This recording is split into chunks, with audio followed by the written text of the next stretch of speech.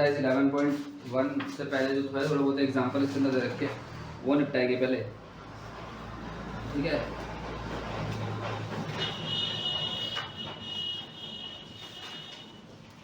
तो मैंने आपको क्या करा दिया, इसके अंदर आयत करा दिया था, ठीक है। उदाहरण नंबर 1 देखो, उदाहरण नंबर 1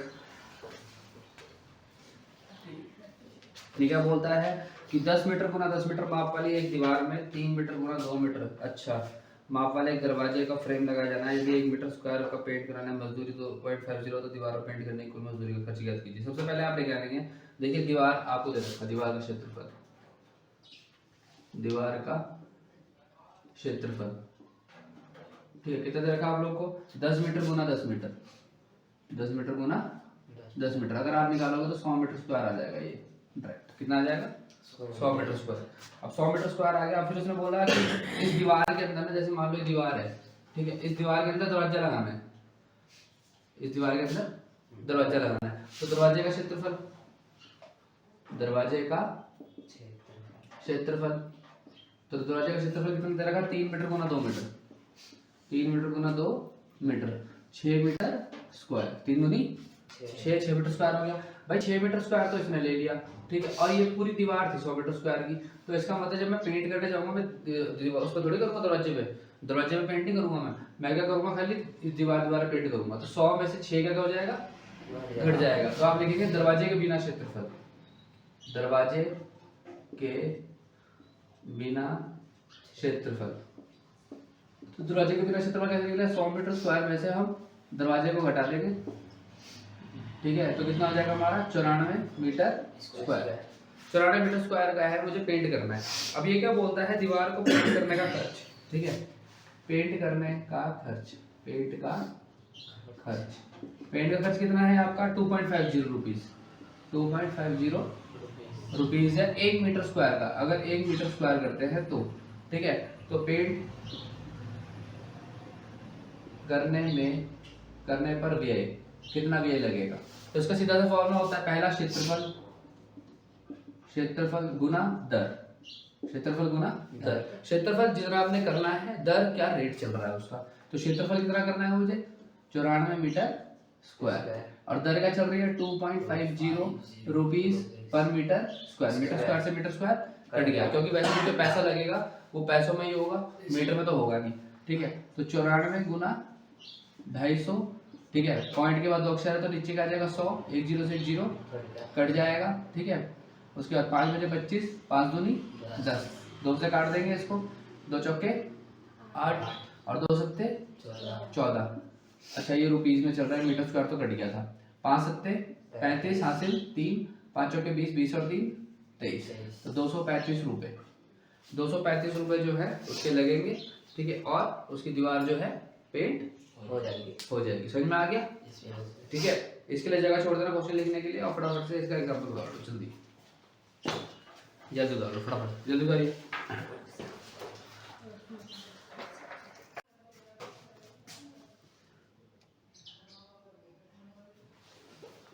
ठीक है, अगला क्वेश्चन चलता है आपका। ये बोलता है एक आयताकार शीट का क्षेत्रफल 500 सेंटीमीटर स्क्वायर है, ठीक है। उसने बोला आयताकार शीट का क्षेत्रफल, आयताकार शीट का क्षेत्रफल कितना है, 500 सेंटीमीटर स्क्वायर। फिर ये बोलता है इसकी लंबाई, ठीक है, आयताकार शीट की लंबाई कितनी लंबाई है, L बराबर 25 सेंटीमीटर, ठीक है। अच्छा फिर ये पूछता है चौड़ाई, तो बोलता है चौड़ाई तो इसके अंदर दी ही नहीं रखी, चौड़ाई तो क्या है, क्वेश्चन मार्क है, ठीक है। फिर क्या बोलता है आपका आयत का क्षेत्रफल, इसकी चौड़ाई क्या होगी, और आयताकार शीट का परिमाप, परिमाप क्या होगा। तो इतनी सारी चीजें जो है क्वेश्चन में इसने पूछ लिया। सबसे पहले एक बात समझो, क्षेत्रफल का फॉर्मूला लगाएंगे। पहले क्या रहेगा, क्षेत्रफल का फॉर्मूला रहेगा। क्षेत्रफल का फॉर्मूला होता है लंबाई गुना चौड़ाई, लंबाई गुना चौड़ाई। अब लंबाई गुना चौड़ाई होती है तो क्षेत्रफल हमें दे ही रखा है, इसका कितना है, 500 सेंटीमीटर स्क्वायर। तो सेंटीमीटर स्क्वायर को मैंने सेंटीमीटर टू सेंटीमीटर लिख दिया ताकि काटने में दिक्कत ना हो। लंबाई जो है आपकी कितनी है, 25, यहाँ पे सेंटीमीटर स्क्वायर नहीं, यहाँ सेंटीमीटर है, 25 सेंटीमीटर और यहाँ पे क्या आ गया b आ गया। तो चौड़ाई निकालेंगे तो 25 जो गुना में हो जाएगा, किसमें हो जाएगा, भाग में। तो 500 सेंटीमीटर गुना सेंटीमीटर, ठीक है, और इधर आ जाएगा 25 सेंटीमीटर।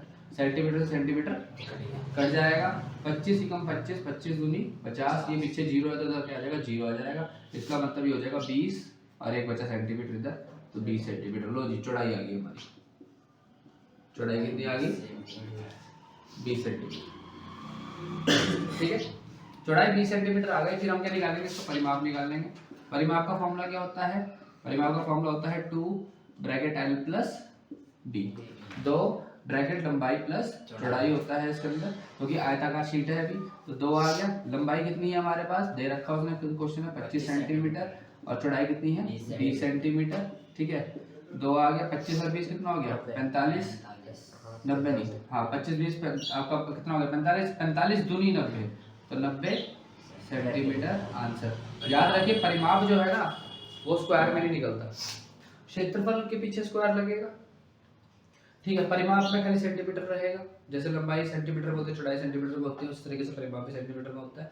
ठीक है, और उसके बाद जो हमारा दूसरा है, क्या नाम है अपना, आयतन है, वो उसके ऊपर पावर 3 चलते हैं, क्यूब चलता है उसमें, क्योंकि लंबाई गुना चौड़ाई गुना ऊंचाई, इस वजह से उसके ऊपर क्या रहता है, पावर 3 आ जाती है। क्षेत्रफल में स्क्वायर रहता है, ठीक है, और आयतन में क्यूब रहता है, घन रहता है। ठीक है, ये समझ में आ गया, ठीक है, उतारो फटाफट जल्दी।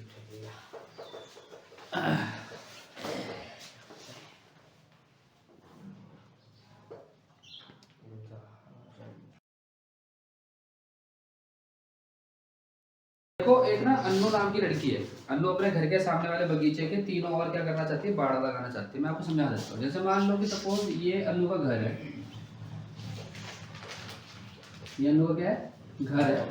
ठीक है, क्वेश्चन का हम लोग एक तरीके से डायग्राम बनाएंगे।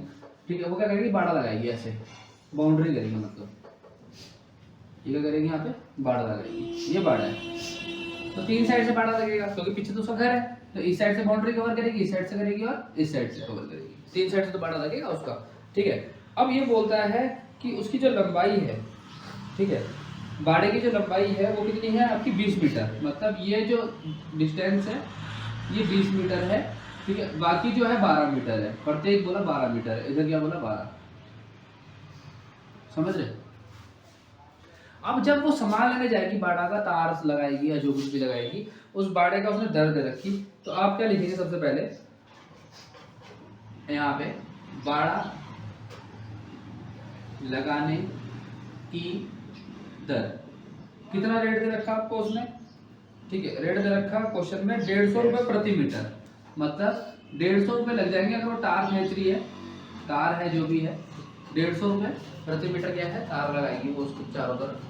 ठीक है, तो 150 रुपए प्रति मीटर की दर उस पर लगेगी।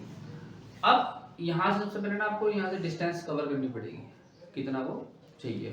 ठीक है, तो आप लगाएंगे यहाँ पे बाड़े की कुल लंबाई, बाड़े की कुल लंबाई, तो कितनी तार लेके आएगी बाजार से खरीद के। देखो सबसे पहले यहाँ से लेके यहाँ तक 12 मीटर चाहिए उसको, फिर उसके बाद यहाँ से तार खींच के 20 मीटर तक यहाँ खींचेगी, और 20 मीटर से यहाँ तक 12 मीटर खींचेगी, तो टोटल लंबाई कितनी हो जाएगी, देखो 20 मीटर, ठीक है, प्लस 12 मीटर प्लस 12 मीटर, ठीक है, तो कितना हो गया, 12 12 24, 24 और 20 44, ये आ गया जी 44 44 मीटर आ गया। समझ में आ गया तक, ठीक।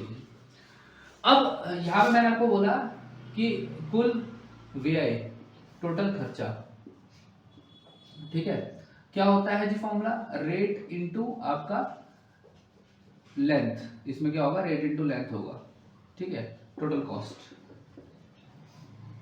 ठीक है, अगर हिंदी में बात करें कुल व्यय क्या होगा, आपका दर गुना आपका लंबाई। ठीक है, दर क्या चल रही बाजार में, 150 रुपए पर मीटर, तो 150 रुपए प्रति मीटर। ठीक है, और लंबाई हमारे कितने चाहिए, बाजार में जाऊंगा तो 50 तार लेने जाऊंगा, 44 मीटर तार लेके आऊंगा, तो 44 मीटर। देखो जी मीटर से मीटर कट गया। ठीक है, ये आ गया 150 रुपए गुना 44 मीटर। ठीक है, हाँ अब गुना करेंगे आप। ठीक है, तो गुना जो है आप रफ में कर सकते हैं साइड में। ठीक है, तो क्या होगा 150 गुना 44, तो 0 आ गया, 15 चौके 60 आ गया। ठीक है, गुना फिर से 15 चौके 60 आ गया, 0066। इसका मतलब 6600 रुपए उसके इस काम में लग जाएंगे। 6600 रुपए का भाड़ा उसका लगेगा। ठीक है, समझ में आ गया? कोई दिक्कत? उतारो फटाफट।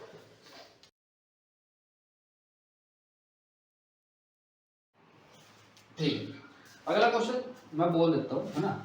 अगला क्वेश्चन क्या है, बोलता है आपको कि एक तार है 10 सेंटीमीटर भुजा वाले वर्ग के आकार की है। यदि तार को दोबारा मोड़ा उसने, ठीक है, और 12 सेंटीमीटर लंबाई वाला एक आयत बनाया उसने, ठीक है, तो इसकी चौड़ाई याद करनी है आपको। ठीक है, तो मैं आपको डायग्राम के हिसाब से समझाऊंगा क्वेश्चन, ऐसे समझ में नहीं आएगा। ये क्या बोलता है कि ना एक तार 10 सेंटीमीटर भुजा वाले वर्ग के आकार की है, ठीक है, 10 सेंटीमीटर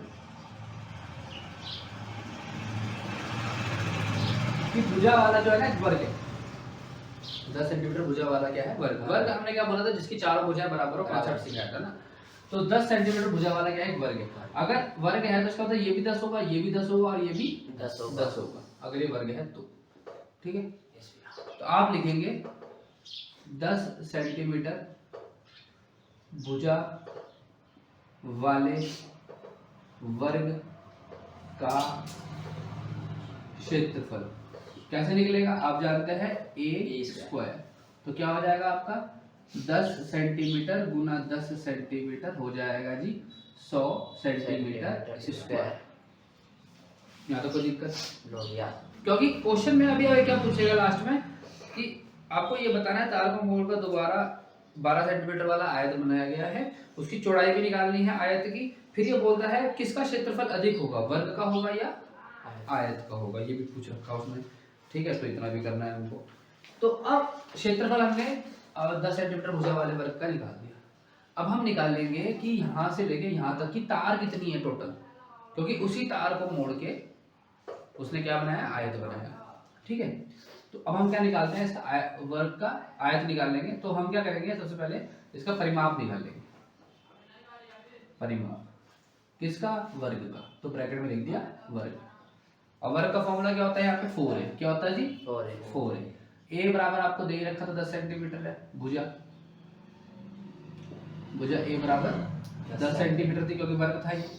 तो यहाँ पे आ जाएगा 4 इंटू 10 सेंटीमीटर, कितना आ गया जी 40 सेंटीमीटर।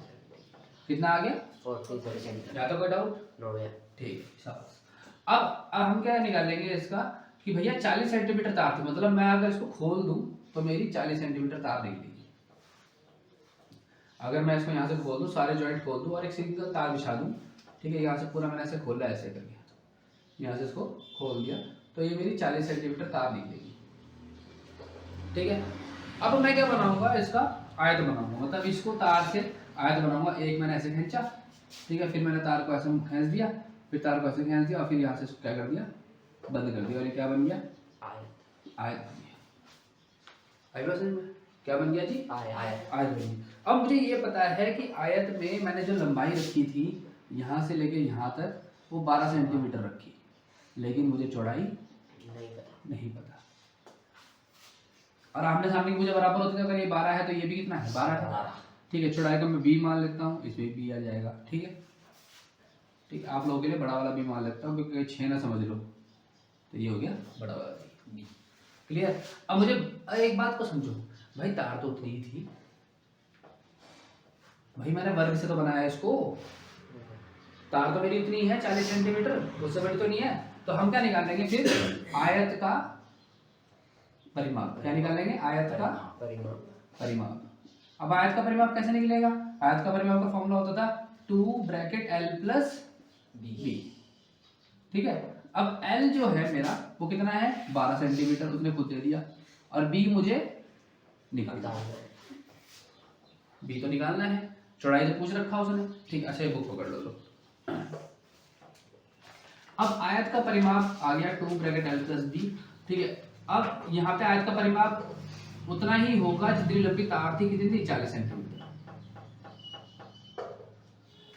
ठीक है, अब ये गुना में 2 है, तो जाके किसमें हो जाएगा, भाग में। तो यहाँ क्या बचेगा, खाली 12 सेंटीमीटर प्लस ये कट जाएगा, कितनी बार, 20 बार। तो यह आ गया 20 सेंटीमीटर। आ गया ना 20 सेंटीमीटर। हाँ भैया। अब 12 सेंटीमीटर चला जाएगा उधर, तो 20 सेंटीमीटर माइनस 12 सेंटीमीटर, ये आ गया थी 8 सेंटीमीटर। कोई दिक्कत? नो भैया। ठीक है, 8 सेंटीमीटर आ गया। इसका मतलब चौड़ाई कितनी आ गई हमारी? 8 सेंटीमीटर। चौड़ाई आ गई 8 सेंटीमीटर। अब हमसे क्या पूछा उसने? अब वो ये पूछता है कि ये बता दो कि किसका क्षेत्रफल ज्यादा बड़ा है, वर्ग का क्षेत्रफल ज्यादा बड़ा था या आयत का क्षेत्रफल। तो हम क्या निकालेंगे? आयत का क्षेत्रफल। तो आयत का क्षेत्रफल, अगर आयत का क्षेत्रफल आपको निकालना है, फॉर्मूला क्या बताया था? लंबाई गुना चौड़ाई। चौड़ाई। चौड़ाई की लंबाई कैपिटल बी मान रखा। चलो ठीक है, लंबाई कितनी थी हमारे क्वेश्चन में? 12 सेंटीमीटर, और चौड़ाई हमने कितनी निकाल दी? 8 सेंटीमीटर। तो 12 अट्ठे 96, 96, 12 अट्ठे 96, 96 सेंटीमीटर स्क्वायर आ गया। अब देखो किसका ज्यादा बड़ा है भाई? वर्ग का कितना था? 100, और आयत का कितना है? 96। तो इसका मतलब आप क्या देखेंगे कि वर्ग का क्षेत्रफल अधिक है या ज्यादा है? जैसा कुछ नहीं है, वर्ग का क्षेत्रफल अधिक है। बस ये लाइन लास्ट में लिख देंगे और क्वेश्चन का आंसर। ठीक है, समझ में आ गया? कोई डाउट? नो भैया। उतारो।